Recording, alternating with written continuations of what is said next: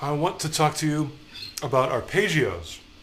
And in the world of guitar, many people use the sweep picking technique for arpeggios. And I've done it myself, but I really prefer a lot of other methods. So I want to introduce you to those, and we'll let the sweepers of the world take care of the sweeps. My favorite way of doing arpeggios is string skipping. There's a couple different ways to string skip. The most basic one I would want to show you would be this E minor triad. 2 notes on the E string, and then 2 notes on the G string, and then 1 note on the D string. I'm doing that with 3 downstrokes, and all the rest of the notes are pulled off. I like those pull-offs because they make the lick sound very smooth and natural.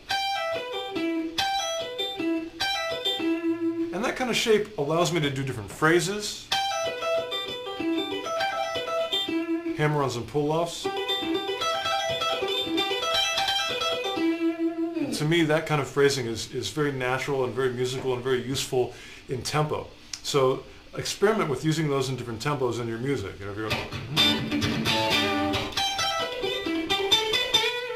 it's a cool way of throwing in arpeggios with almost more of a pentatonic style of phrasing. Another way of doing arpeggios is to take a short or small shape. For example, this shape.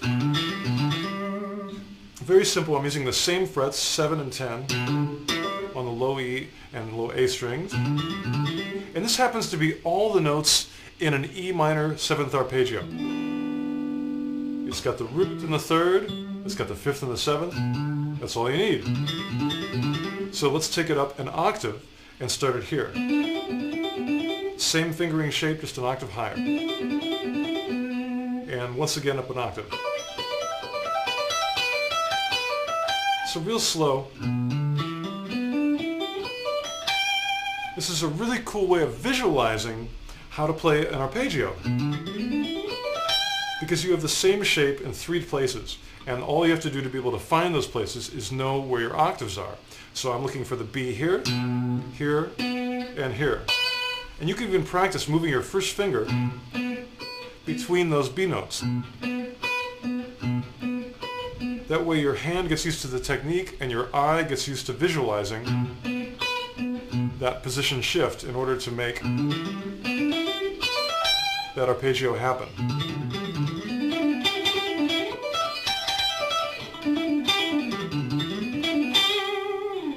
Let me show you a couple more examples, because this is a really good technique for even more complex 7th arpeggios. For example, how often do you play a C sharp minor 7 flat 5 arpeggio?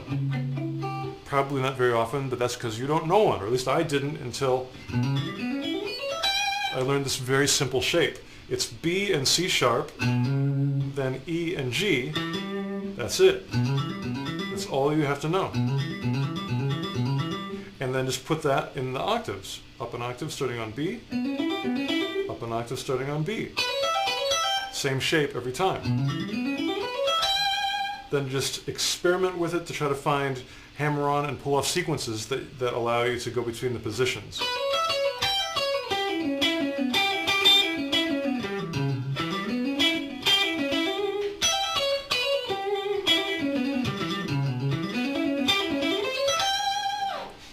By coincidence, this arpeggio to me sounds really good over an A7 chord as well. It's sort of a chord substitution. The jazz people can explain it to you better than I can.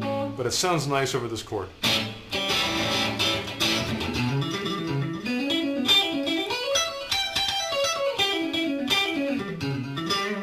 You can even add the A, the root of the chord, into the arpeggio by sliding into your original shape. I do A, slide up to the B, and then I've got my original shape. And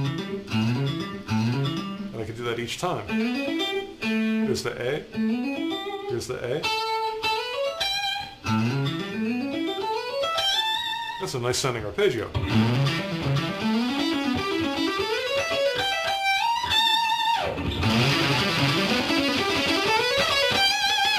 It really allows you to travel over the fretboard in new ways that you might not have found before. And they're pretty easy to visualize because they're all the same.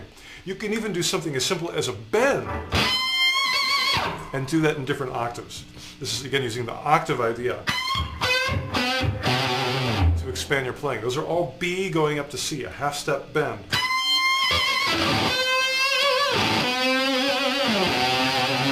Or add a little phrase to it.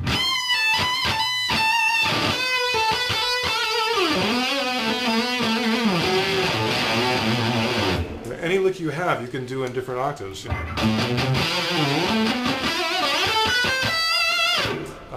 could do a cool phrase like this. Like,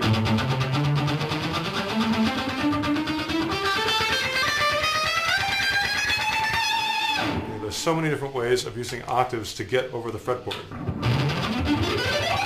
3-note per string scales work that way as well.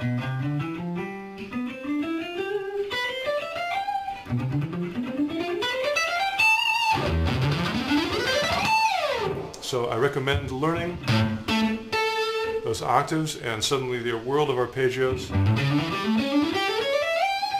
will come flying open and you can enjoy them and rock and roll.